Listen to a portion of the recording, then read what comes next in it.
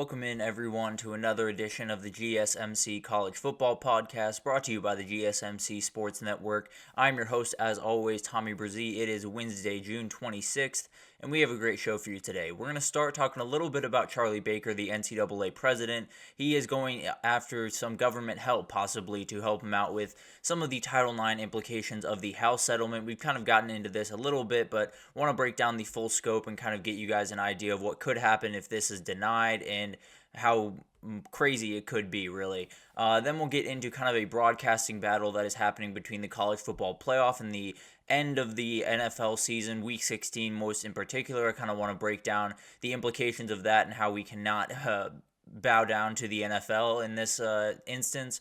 I want to get into a little bit of a recruiting update for you all. We'll do the Heisman Watch. We've done the SEC and the Big Ten. We'll get into the Big 12 today before we finish it out with some Wednesday what-ifs. And we have a ton of really, really good questions to break down for you all today. So definitely will be a very, very fun show. But before we jump in, I do want to remind you all we get tons of questions and comments throughout the show. And the best way for you all to get your question on the screen, we can have a fun back and forth here, is to use the tip and donation link at the bottom of the screen, gsmcpodcast.net.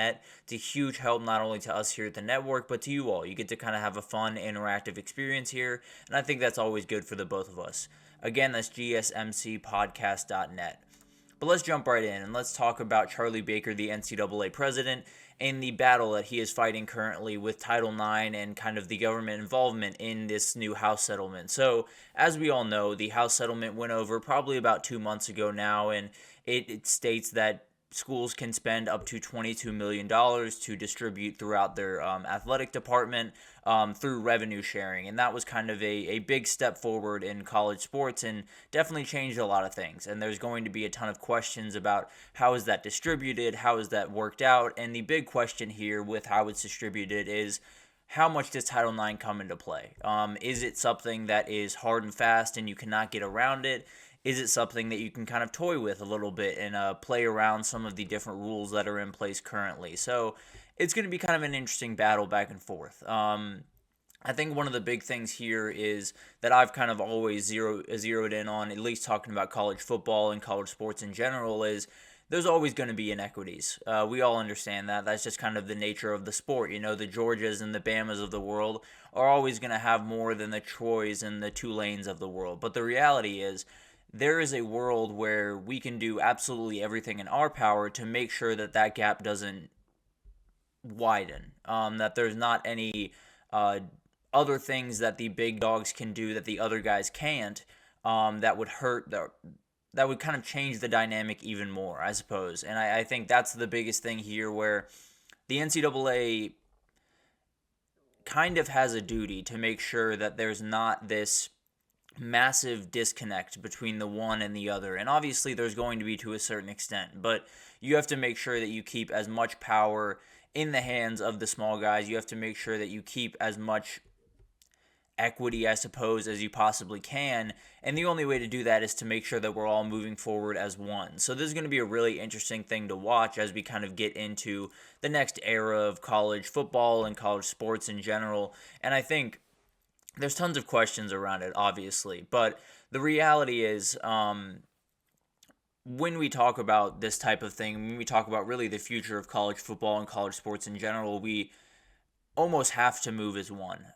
Matt Winter, an NIL expert and a sports lawyer over at Ken Hertz Perry, had talked about this, and he said that there are a number of athletic departments that are pushing towards the 50-50 model because they feel like Title IX would apply and you would have to split it between women's and men's athletes evenly. There's also some that are going more towards the football and basketball route. The one that we broke down last week was 75% to football, 15% to men's basketball, with 5% to women's, and then 5% to be split among all the other sports. Obviously, this is not necessarily ideal, and the 50-50 split would be something that I would lean towards, mainly because there are so many other avenues for money in this sport, right? We added NIL, we added collectives, and it doesn't look like they're going anywhere necessarily.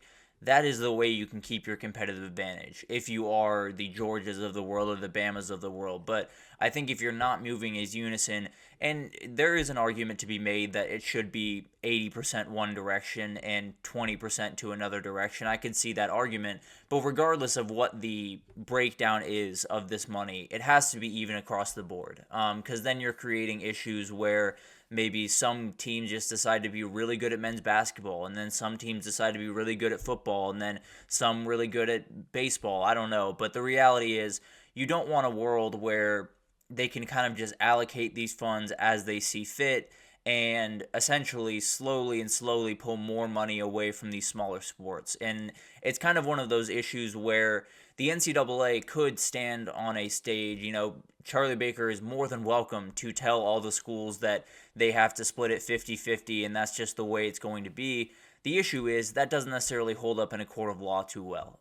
There is definitely going to be people that push back on that, particularly football players, because as we all know, the football is the big moneymaker for any athletic department across the country, and they would make the argument that they're not making what they're bringing in, and they would have a good argument for that, to be totally fair. So it's one of those battles where you love to be able to just have everyone get together, get around a campfire, sing Kumbaya, and decide that they're all going to move forward as one. That's probably not going to happen. That's definitely not going to happen. I'll be totally honest. The SEC and the Big Ten have made it very clear that they have every intention of staying ahead of the pack and widening that gap as much as they possibly can. So I don't necessarily have a lot of faith that we're going to be able to move forward without government intervention. And that's obviously something that is kind of I don't want to say a precarious situation. It's very, cut and dry once it does happen, that it's going to be something that doesn't necessarily fix this overnight, but at least gives us a framework moving forward, and it can all happen fairly quickly. But it could take a little bit of time to get that, right? We are in the middle of an election year. It's not necessarily at the top of their lists in terms of things to get done right now. So I think it's fair to think that this is going to take some time. And the issue is, this comes into play in the 2025 academic year, so 25-26 academic year, and you have to figure that out before this. There's already legal action against the NCAA from Houston Christian University and FCS schools saying that they weren't represented in these discussions when the House settlement went over. I'd argue that is absolutely the case. There's also some other schools that are thinking about possibly filing motions against the NCAA. So there's going to be so many different things that have to happen with this new world that we live in. But the way to kind of subside all of it, the way to kind of make sure that you have something in writing that not only is ironclad within the NCAA, but is ironclad when you look at U.S. law, is to make sure that the government gets involved here, and is to make sure that there's something in writing that says Title IX fully applies here or Title IX does not apply at all here. And frankly, I'd much rather the former than the latter, because I think if you decide that it is totally free reign, and everyone can kind of allocate this money as they see fit, you face a totally different battle. And you face kind of a weird one where, let's say Texas decides they're going to go with the 75-15-5-5 breakdown that we talked about earlier on. That's a number that 75 is a great number right now, but I don't think that's necessarily the end-all be-all. If we decide that, this is kind of, you can split it how you please, and Title IX has no implications on this, they're going to be able to split that money how they see fit, and more money is going to start coming in from football, and they're going to realize maybe we should just start pushing money in that direction. And that's kind of the biggest worry for me, where if you leave an open door for some of these teams to make those decisions to kind of, for lack of a better word, kind of bury some different athletic programs in their athletic department, we're going to have an issue. That's just the reality. And also, if they're splitting it differently, then you have a totally other issue. You have, a one group of people who are making the, probably more equitable decision, the one that, puts everyone on the same footing and upholds Title IX and everything in between. And then you have the group that is fully focused on football and basketball and wants to make as much money as possible. And that's all well and good, but the reality is, if, let's say, Tulane wants to split it 50-50, but they only have $1 million to throw around. This is a total hypothetical, but Texas has $22 million to throw around. It doesn't necessarily matter how you cut that money. They're still going to be able to pay more to the smaller sports in their program, to the smaller women's sports. So some of these schools just have more ability to split it 80-20 or to split it 70-30 and still put a lot of money into women's sports. And that's kind of the battle that you're under right now, because you can't mandate that everyone puts in a certain amount of money, because not everyone has that certain amount of money unless people are willing to give it to them, which is not going to happen. You're going to have some people that are under that 22 million. Actually, the vast majority will be under that 22 million. And you kind of have to figure out how you go forward, where there's going to be inequities. There's no two ways about that. Whether you split it 50-50 or you split it 80-20, there's going to be people that are paying football more, that are playing women's basketball more, that have more ability to put this money up. But it doesn't change that everything should, at least on paper, be on even footing. And everyone should at least have to follow the same rules of procedure, I suppose, when you go into this new world. So it's not necessarily about the dollar amount that each school is putting up. Obviously, that is going to be different. It has been different for the past, 3 decades in the sport. It's been different, the amount of money that each school, each athletic department has to throw around. But you have to make sure that they're all throwing around the same percentage of money, because then you get into a precarious situation where maybe, 5 years down the road, the teams that are using the full 22 million come knocking at the door and say, we kind of want to distribute 30 million, or we want to distribute 40 or 50 million, because we can do that. And then the gap widens even more, and then you have more and more problems. So there just needs to be unity moving forward. It doesn't necessarily need to be fully the way that I want it necessarily. The inequities are going to exist forever in this sport and in college sports in general, but the reality is we need to get somewhere where we're moving together as one.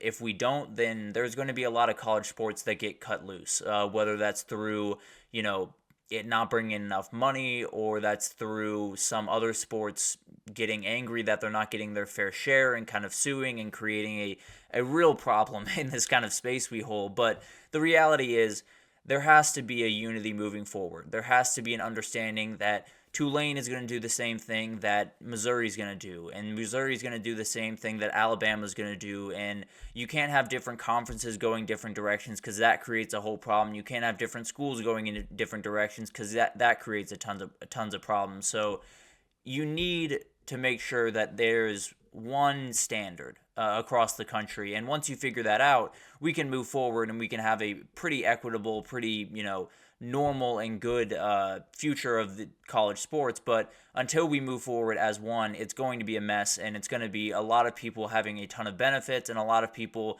running a lot of the weight of this problem and the weight of these issues. So it's going to be kind of a battle back and forth. We'll see how Title IX comes into this, but regardless of how Title IX comes in, we got to move forward as one, and we have to make sure the schools are operating as one entity. And if they're not, then we have a ton of problems on our hands. So we'll see if government help comes into play. But as of right now, we're going to take our first break. And when we come back, we're going to talk about a little battle between the college football playoff and the NFL. Definitely a battle that I felt like we all saw coming at some point with the late season or NFL regular season slots. But it's definitely getting a little bit more real. So we'll break that down right after this. So stick with us.